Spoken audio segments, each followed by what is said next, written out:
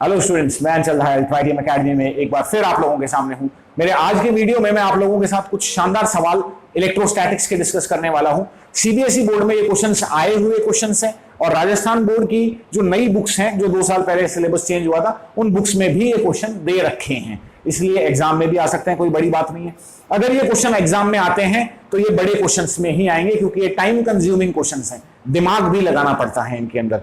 तो मैं ज्यादा इधर उधर की बातें नहीं करता, सीधे इन क्वेश्चंस को आपको डिस्कस करता हूं आपके साथ। लेकिन उससे पहले एक बात बता दूं कि ये जो क्वेश्चंस हैं, इनके अंदर थोड़ा सा जो कॉन्सेप्ट है वो पोटेंशियल एनर्जी का काम में लिया जाएगा। चार्जेस की पोटेंशियल एनर्जी मैंने आप लोगों को अभी तक पढ़ा ही नहीं है, लेकिन उसका फॉर्मूला कोई इतना कॉम्प्लिकेटेड नहीं है, तो हम उसको डायरेक्ट इसमें काम ले लेंगे। मैं आपको समझा दूंगा कि मैंने क्या फॉर्मूला क्या है और कैसे काम में लेना है। अब आप कहोगे सर जब पढ़ाया नहीं तो उसके न्यूमेरिकल पहले क्यों करा रहे हो? बेटा वो पहले मैं इसलिए करा रहा हूं क्योंकि मेरा ही एक स्टूडेंट है जिसने मुझसे क्वेश्चंस पूछे हैं, और अब मैंने सोचा कि मैं उसे पर्सनली ये क्वेश्चंस बताऊं कॉल करके या कैसे भी करके, तो उससे अच्छा ये कि मैं वीडियो में डिस्कस करूं, उसके साथ साथ आप लोगों को भी फायदा हो जाएगा। तो ऐसा मत सोचना कि मैंने अभी नहीं पढ़ाया फिर भी मैं क्वेश्चंस क्यों करा रहा हूं। ये मैं इसीलिए करा रहा हूं क्योंकि इंपॉर्टेंट तो है ही, तो मैं 2 बार डिस्कस करने की बजाय एक बार में डिस्कस कर लेता हूं। उससे पहले मैं आपको थोड़ा सा एक कॉन्सेप्ट बता दूं पोटेंशियल एनर्जी का, तो हम लोग सीधा हमारे मुद्दे पे आते हैं, ज्यादा टाइम वेस्ट ना करते हैं।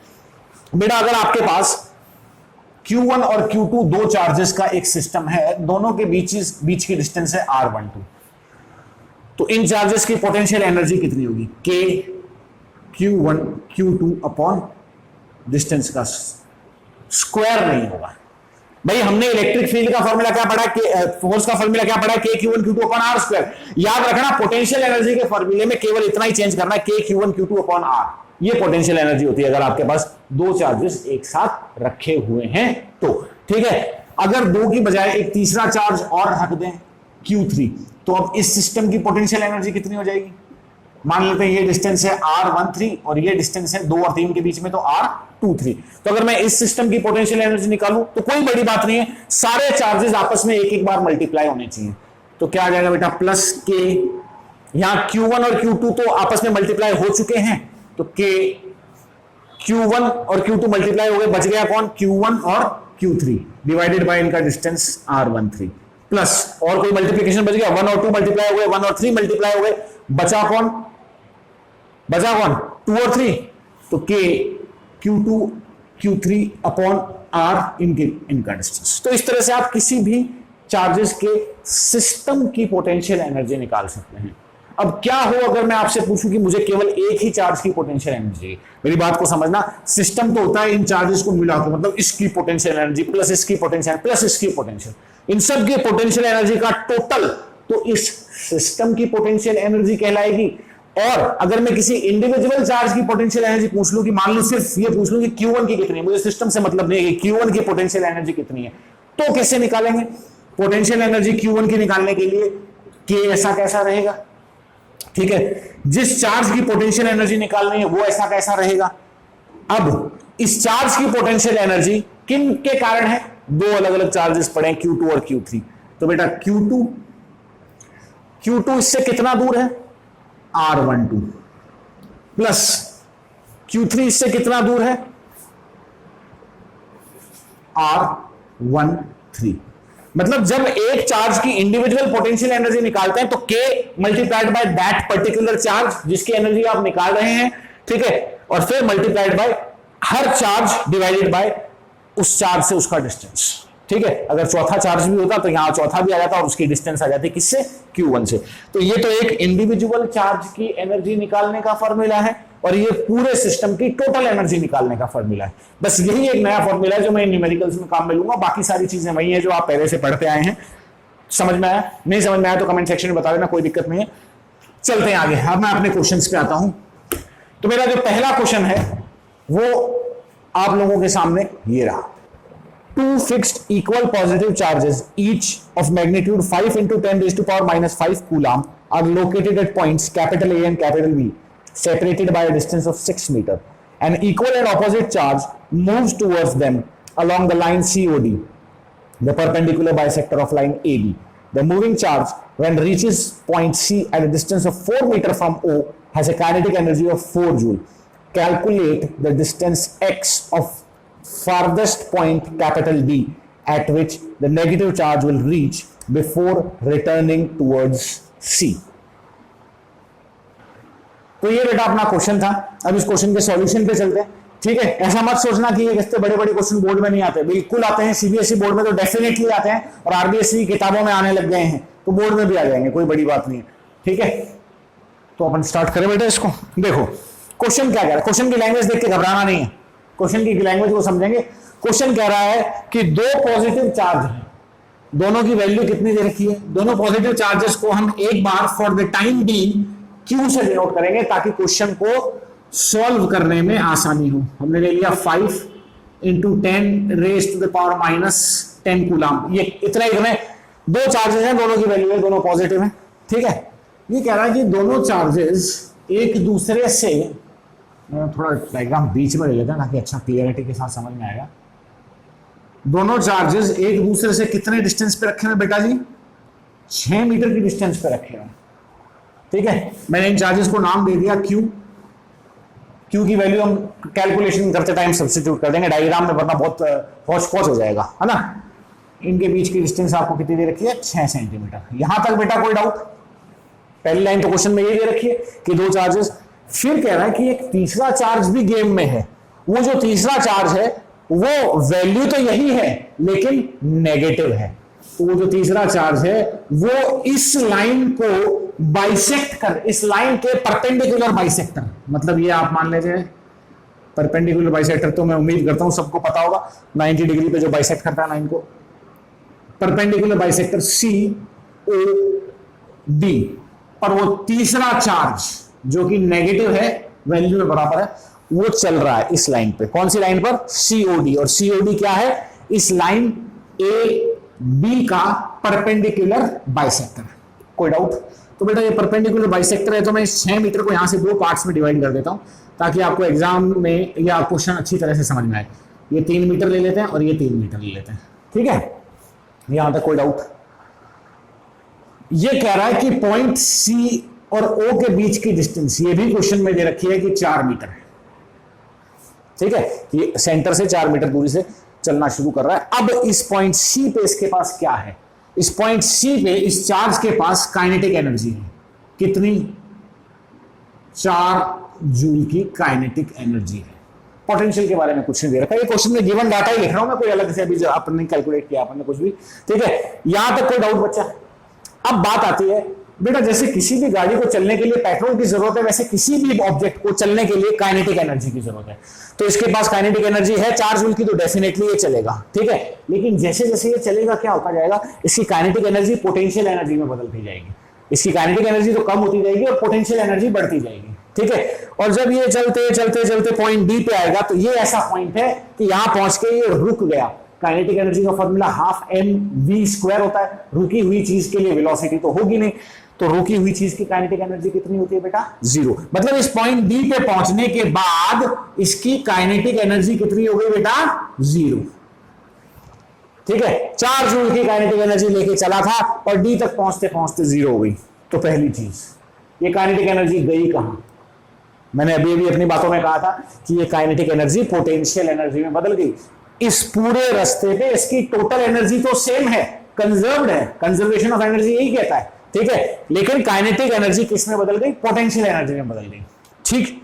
तो अब हम लोग इसको सॉल्व करेंगे। हमसे क्वेश्चन ये पूछ रहा है कि पॉइंट A और D के बीच का डिस्टेंस कितना है, मतलब इस नेगेटिव चार्ज के लास्ट पॉइंट का, जहां पे जाके रुक गया और रुकने के बाद वापस पीछे चलना शुरू करेगा, तो जहां जाके रुक गया तो उस पॉइंट और A के बीच का डिस्टेंस बता दो, चाहे इसका ही बराबर ही होगा क्योंकि ये सेंटर पॉइंट है, ठीक है। तो इस डिस्टेंस को क्वेश्चन ने x लिया है। कितना लिया बेटा? x, ठीक है। आपको इस x की वैल्यू कैलकुलेट करनी है। तो ये तो था आपका क्वेश्चन। अब इसको सॉल्व कैसे करेंगे? ये आपका गिवन डाटा।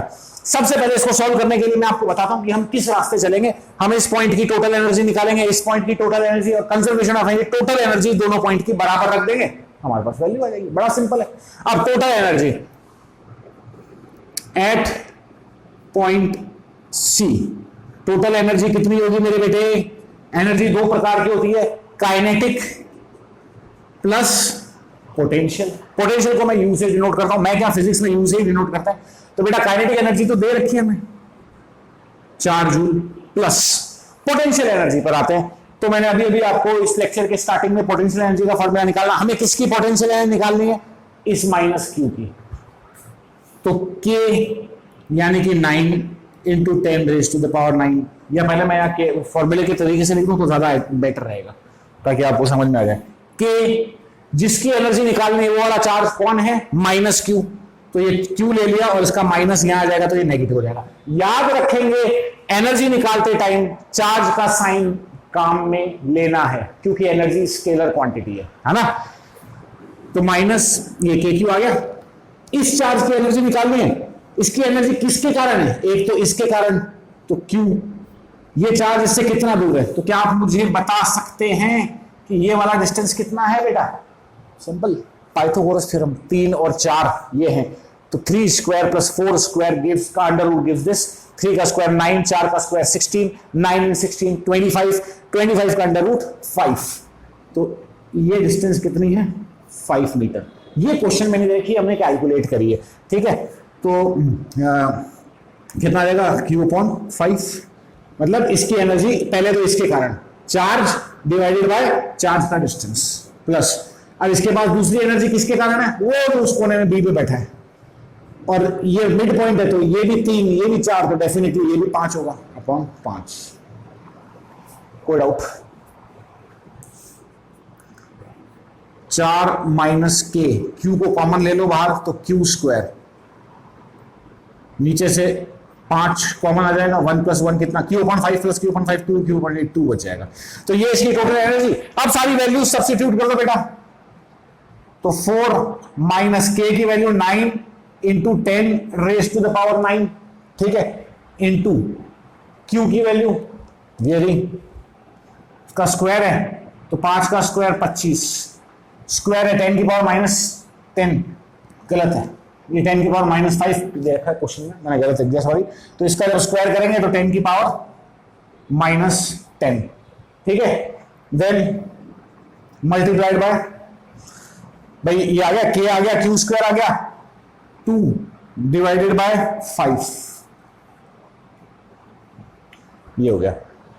इस पूरे को सिंप्लीफाई करेंगे, 5 से 25 गया तो एक 5 और बच गया, ठीक है, एक 5 और बच गया, तो 5 इंटू 2 हो गए 10, तो 10 और 10 एक पावर 9 पहले से है तो 10 की पावर 10 हो गई, 10 की पावर 10 और 10 की पावर -10 कैंसिल आउट हो गए तो सिर्फ 9 बच जाएगा। 4 माइनस 9 कितनी बच गई बेटा एनर्जी, 4 माइनस 9 के हिसाब से एनर्जी कितनी बच गई मेरे बच्चों, यहां ले ले, तो energy at point C 4 minus 9 यानी कि -5 जूल की हो गई। अब पॉइंट डी की एनर्जी निकाल लो इसी तरीके से, at point D, point D पे जो एनर्जी होगी बेटा, काइनेटिक कितनी है, क्योंकि रुक गया तो काइनेटिक तो है ही नहीं, 0, ठीक है। पोटेंशियल एनर्जी माइनस क्यू यहां से यहां तक आया है तो के इंटू माइनस क्यू, क्यू का माइनस बाहर ले लेंगे तो ये प्लस का साइन नेगेटिव हो जाएगा, ठीक है, इंटू वही इसका ये वाला चार्ज अपॉन ये डिस्टेंस, ये वाला, अब ये डिस्टेंस x है तो ये डिस्टेंस भी x है, मतलब Q/x और Q/x, तो इंटू Q/x इंटू 2, भाई यहां पे तो Q/5 आया था, यहां 5 की जगह x है तो Q/x आ गया, बाकी चीजें वो की वही है, वैल्यू रख दो, -9 into 10 raise to the power 9, Q into Q यानी Q का स्क्वायर, 5 का स्क्वायर 25, -5 का 10 की पावर -5 का स्क्वायर 10 की पावर -10, ठीक है, और इंटू 2 अपॉन x, ठीक है। इस पूरे को अगर अपन सॉल्व करेंगे तो बेटा अपने पास आएगा एनर्जी एट पॉइंट डी की जो वैल्यू आएगी वो कितनी आएगी, 25 से ये 10 की पावर से 10 की पावर कट गया, ठीक है, ये आ गया 50 इंटू 9 450, कुछ गलत नहीं आ रहा, हाँ ठीक है ठीक है, ये आ जाएगा आपके पास 45 अपॉन x माइनस का, इसको सॉल्व कर लेना मैथमेटिक्स से सिंपल, भाई देखो 25 है, 25 को 2 से डिवाइड मल्टीप्लाई किया, 50 इंटू 9 450, 450 का 0 दे दो, 10 की पावर 10 हो जाएगी, तो 10 की पावर -10 से कैंसिल हो गया, तो हमारे पास ये बच गई ईडी की value 45 upon x। And by conservation of energy, by conservation of energy ये वाली एनर्जी और ये वाली एनर्जी बराबर होंगी, यानी energy at C is equal to energy at D, तो बेटा जी इन दोनों को आप बराबर रखेंगे, -5 is equal to -45 upon x। Minus से माइनस कैंसिल आउट हो गया, माइनस से माइनस कैंसिल आउट हो गया, तो आपके पास जो x की वैल्यू बच गई वो कितनी आ गई, 9 मीटर। 5 से 45 कट गया, तो ये डिस्टेंस कितना है, 9 मीटर आ गया आंसर। अब ये तो मैंने आपको समझाया इसलिए इतना टाइम लगा। अगर ऐसे क्वेश्चंस आपने प्रैक्टिस कर रखे हैं तो क्वेश्चन देखते ही आपको पहला, देखो क्वेश्चन देखते ही पहला काम तो क्या करना, उसका डायग्राम बना लो, रफ में बना लो उसको अच्छी तरह से, क्वेश्चन को मतलब लैंग्वेज को डायग्राम में ले आओ। डायग्राम बनने के बाद में क्या करो कि आपको किस तरीके से क्वेश्चन के सॉल्यूशन तक पहुंचना है वो तरीका पकड़ो। जैसे यहां हमने कंजर्वेशन ऑफ एनर्जी काम में लिया था, ये पूरा समझ में आ गया। ये था हमारा पहला क्वेश्चन। अब चलते हैं अपने दूसरे क्वेश्चन की तरफ। A particle of mass 9 into 10 raised to power minus 31 kg and a negative charge of 1.6 into 10 raised to power minus 19 coulomb is projected horizontally with a velocity of 10 raised to power 5 meter per second into a region between two infinite horizontal plates of the metal. The distance between the plates is 0.3 centimeter and the particle enters 0.1 centimeter below the top plate. The top and bottom plates are connected respectively to the positive and negative terminals of a 30-volt battery. Find component of velocity of the particle just before it hits one of the plates in direction perpendicular to the plates. तो ये था हमारा दूसरा question, ठीक है। इसको बेटा अब अपन समझते हैं कि इस क्वेश्चन को सॉल्व कैसे करेंगे, इस पे हमारी स्ट्रैटेजी क्या होगी।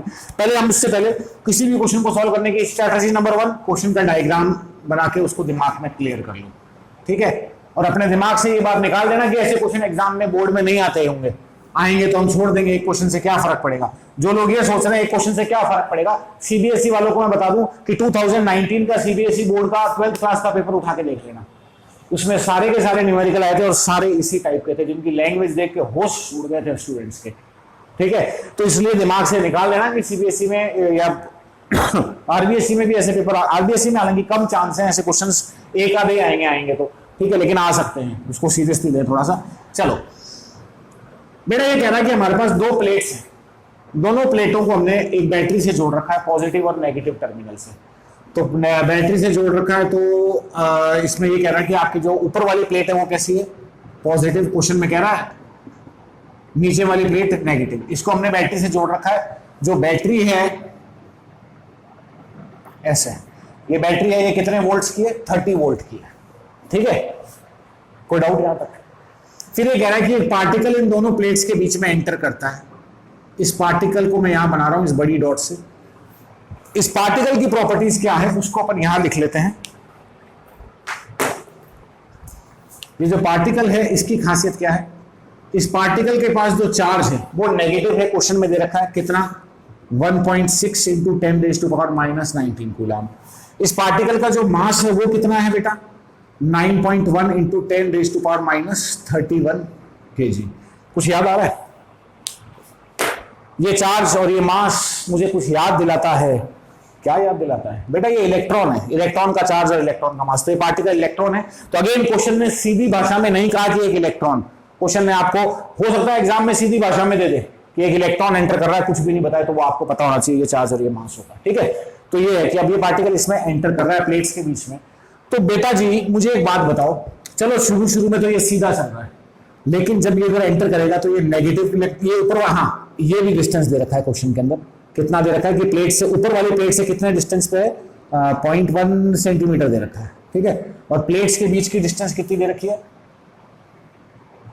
0.3 सेंटीमीटर दे रखी है, ठीक है।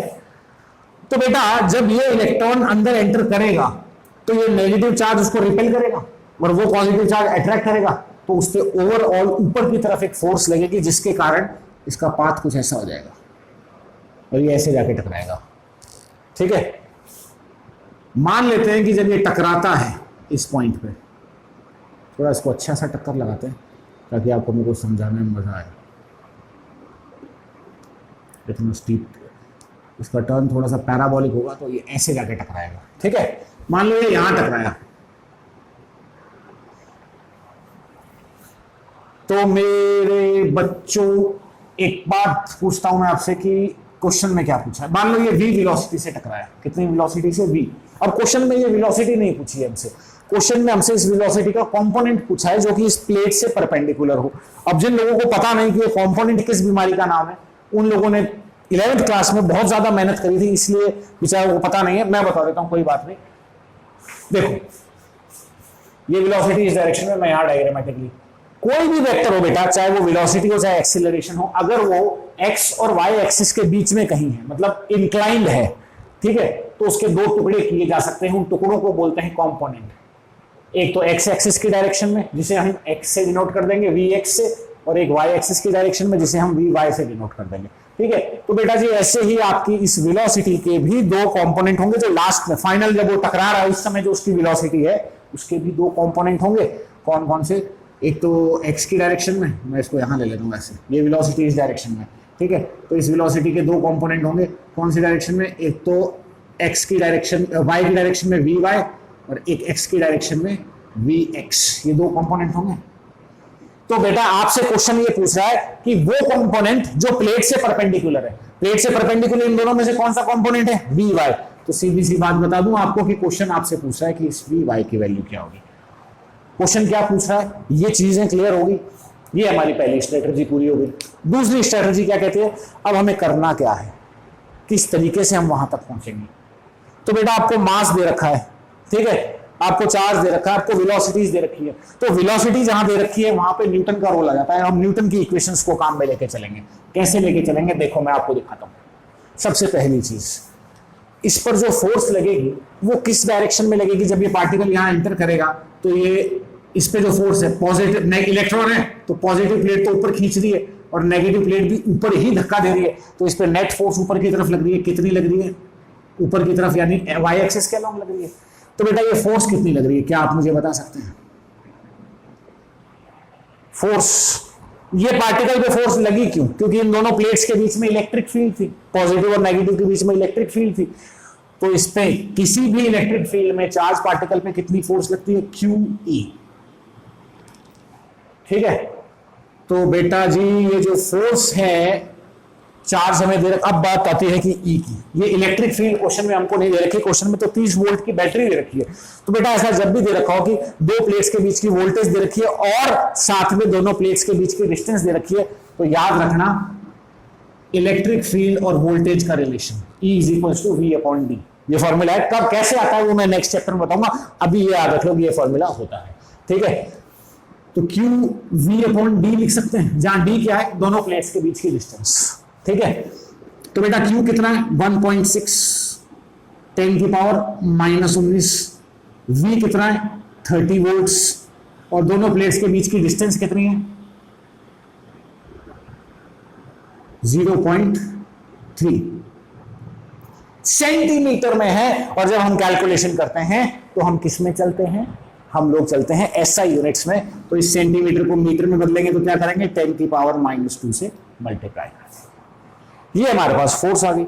इस फोर्स को मैंने क्यों निकाला, इस फोर्स को मैंने इसलिए निकाला क्योंकि न्यूटन का एक फॉर्मूला होता है कि फोर्स = मास इनटू एक्सेलरेशन। अगर फोर्स y एक्सिस में है तो एक्सेलरेशन भी y एक्सिस का ही निकाला जाएगा। कितना आ जाएगा, फोर्स अपॉन मास, ठीक है। आप कहोगे सर n के साथ y क्यों नहीं लगाया, n के साथ mass is a scalar quantity, उसका कुछ x y नहीं होता, वो एक स्केलर क्वांटिटी, कोई डायरेक्शन नहीं होती। फोर्स और एक्सेलरेशन स्केलर नहीं है। फोर्स कितनी आई बेटा, 1.6 10⁻⁻9 30 अपॉन 0.3 इंटू 10⁻⁻2 मल्टीप्लाई, ये तो आ गया अपने फोर्स। और मास कितना दे रखा है पार्टिकल का, 9.1 इंटू 10⁻31 kgs। कोई डाउट यहां तक। तो ये हमारे पास एक्सेलरेशन आ गया। मैंने एक्सेलरेशन क्यों निकाला, न्यूटन की इक्वेशन होती है v² - u² = 2as। और ये ऐसी इक्वेशन 11th क्लास में क्यों नहीं पढ़ी होगी, 11th क्लास में हमने बहुत अच्छे से पढ़ी है, हमने बहुत मेहनत करी थी 11th क्लास में, है ना, शाबाश, कोई बात नहीं। देखो तो बेटा ये इक्वेशन में लगाऊंगा कौन से एक्सिस पे, अलोंग y एक्सिस। तो y एक्सिस के अलोंग जब मैं इस इक्वेशन को लगाऊंगा तो वेलोसिटी कितनी है, फाइनल वेलोसिटी क्वेश्चन में पूछी है हमसे, y एक्सिस के along vy। Initial velocity Y axis, बेटा इनिशियली तो ये बिल्कुल सीधा सीधा ही चल रहा था, इनिशियली तो इसकी वेलोसिटी पूरी तरह से एक्स एक्सिस की तरफ थी। मैंने आपको बताया किसी भी वेलोसिटी के कंपोनेंट कब होंगे, जब वो इंक्लाइंड है। अगर वेलोसिटी पूरी तरह से एक्स एक्सिस की तरफ है तो उसका वाई कंपोनेंट जीरो होगा, अगर वेलोसिटी पूरी तरह से वाई एक्सिस की तरफ है तो उसका एक्स कंपोनेंट जीरो होगा। ये सब वेक्टर्स मैं अच्छी तरह क्लियर कर दूंगा मैं आपको जब 11th क्लास पढ़ाऊंगा, तो अभी क्लियर करने की जरूरत नहीं है, अभी 12th में जितना चाहिए उतना जरूरी है, ठीक है। तो वाई एक्सिस के अलोंग फाइनल वेलोसिटी कितनी है, V Y is equals to 2, A की जगह क्या आ जाएगा, ए वाई, एस की जगह वाई एक्सिस के अलोंग इसका डिस्प्लेसमेंट, वाई एक्सिस मतलब ये वाला, तो कितना हुआ डिस्प्लेसमेंट, यहां था और यहां पहुंच गया, तो डिस्प्लेसमेंट तो शॉर्टेस्ट डिस्टेंस होता है वाई एक्सिस के अलोंग 0.1, इसको मैं वाई ले लेता हूं, है ना। ये सारी वैल्यूज हम यहां सब्स्टिट्यूट कर देते हैं किसमें, अपने फॉर्मूले में, तो हमारे पास फाइनल वेलोसिटी या वेलोसिटी v की जो y कंपोनेंट है वो आ जाएगा। तो बेटा जी वी वाई स्क्वायर की वैल्यू कितनी आ जाएगी आपके पास, वी वाई स्क्वायर की जो आपके पास वैल्यू आ जाएगी वो आ जाएगी 2, थोड़ा सा इधर ले लेते हैं वरना पूरा आएगा नहीं बोर्ड पे। वी वाई स्क्वायर की हमारे पास जो वैल्यू आ जाएगी वो आ जाएगी 2 ए वाई, ये आपके पास ए वाई की वैल्यू है, यानी 1.6 into 10 raise to power -19 into 30 divided by 0.3 into 10 raise to the power -2 into 9.1 into 10 raise to power -31, ये हमारे पास आ गया 2 और ए वाई, बच गया वाई। तो बेटा जी वाई की वैल्यू कितनी है, वाई की वैल्यू 0.1 सेंटीमीटर है, तो 0.1 सेंटीमीटर को मीटर में बदलने के लिए -2 से मल्टीप्लाई कर देंगे, 10 की पावर -2 से, तो ये 10 की पावर -2 से 10 की पावर -2 कैंसिल आउट हो जाएगा, और इस पूरे को आप सॉल्व करेंगे तो जो आपके पास वैल्यू आ जाएगी वो आ जाएगी 3.51 into 10 raise to the power 6 metre पर सेकेंड। ये आपके पास वेलोसिटी का परपेंडिकुलर, मतलब इस प्लेट से परपेंडिकुलर जो कंपोनेंट है, वी वाई, वो आ गया। अब इसकी मदद से आप कुछ भी निकाल सकते हैं, आगे भी इसको सॉल्व कर सकते हैं, लेकिन अपने पास क्वेश्चन में इतना ही था, तो मैं उम्मीद करता हूं इस क्वेश्चन में कोई दिक्कत नहीं होगी। अगर दिक्कत है तो प्लीज आप मुझे कमेंट सेक्शन में बताएंगे। चलिए ये हो गया आपका दूसरा क्वेश्चन, चलते हैं हमारे तीसरे क्वेश्चन की तरफ। A charge Q naught transported from point A to B along arc AB with center C shown in figure near a long charged wire with linear density lambda lying in same plane. Find the work done in doing so. Question आप लोगों ने देख लिया होगा, तो बड़ा आपको देख के लगा होगा कि सर एक ऐसा क्वेश्चन पूछ लिया आपने, बड़ा मैंने नहीं पूछा बेटा, ये बोर्ड वाले पूछेंगे आपसे, मैं तो आपको सिर्फ इसको एक्सप्लेन कर रहा हूं। और बड़ा सिंपल सा क्वेश्चन है, एक वायर है बेटा, इस वायर से 2r डिस्टेंस पे, कितने डिस्टेंस पे, 2r डिस्टेंस से, यहां पे ये r डिस्टेंस है और ये एक ऐसा सा आर्क दिया हुआ है ना, ये पॉइंट A है और ये पॉइंट B है। क्वेश्चन ये कह रहा है कि बड़ी सिंपल सी बात कर रहा है, इसमें तो कोई कैलकुलेशन भी नहीं है, बहुत सिंपल क्वेश्चन है। एक चार्ज Q नॉट को इस आर्क A से मतलब सॉरी इस पॉइंट A से पॉइंट B पर लेके आए हम अलोंग दिस आर्क, तो हमें कितना वर्क करना पड़ा वो पूछा है। क्वेश्चन समझ में आया? आप पॉइंट A से पॉइंट B तक एक चार्ज Q नॉट को घसीट के लाते हैं, एक वायर रखा हुआ है जिसकी लीनियर चार्ज डेंसिटी दे रखी है लैम्डा, तो आपको यहां से यहां तक इस चार्ज को लाने में कितना वर्क करना पड़ा, ये क्वेश्चन है। तो बेटा जी इसके लिए अगेन एक फॉर्मूला जो अगले चैप्टर में मैं आपको बताऊंगा वो देख लेंगे आप। किसी भी चार्ज को मूव करने में किया गया वर्क होता है charge multiplied by potential difference. Potential difference मतलब आप जिस पॉइंट से गए हैं और जिस पॉइंट तक गए हैं उन दोनों पॉइंट्स के बीच का जो पोटेंशियल डिफरेंस है वो ये डेल्टा वी है। अब पोटेंशियल क्या होता है? पोटेंशियल वही जो के क्यू अपॉन आर मैंने आपको बताया था, ठीक है ना, वो हम नेक्स्ट लेक्चर में अच्छी तरह से डिटेल में समझेंगे। अभी इसके से आप फॉर्मूले को समझ लीजिए। तो बेटा वर्क डन का फॉर्मूला क्या हो जाएगा? आप कितने चार्ज को उठा के लेके जा रहे हैं? उससे पहले एक वायर के कारण इलेक्ट्रिक फील्ड का डेरिवेशन तो मैं तुम लोगों को करवा चुका हूं। एक वायर के कारण इलेक्ट्रिक फील्ड का डेरिवेशन तो मैं तुम लोगों को करवा चुका हूं। एक वायर के कारण अगर मैं पोटेंशियल की बात करूं, आपके सिलेबस में नहीं है कि एक वायर के कारण किसी पॉइंट पर पोटेंशियल कितना होता है, लेकिन फिर भी ये क्वेश्चन सीबीएसई में आया हुआ है। आरबीएसई में नहीं आया हुआ, ना बुक्स में है, लेकिन सीबीएसई में ये क्वेश्चन आया हुआ है एग्जाम में, ठीक है। क्योंकि सीबीएसई में कई बार पेपर थोड़ा सा आउट ऑफ द बुक चला जाता है, तो उसमें ये क्वेश्चन आया हुआ है। तो मैं आपको बता दूं उस पर्टिकुलर चीज के लिए कि किसी भी वायर के कारण अगर हम पोटेंशियल की बात करें तो वो होता है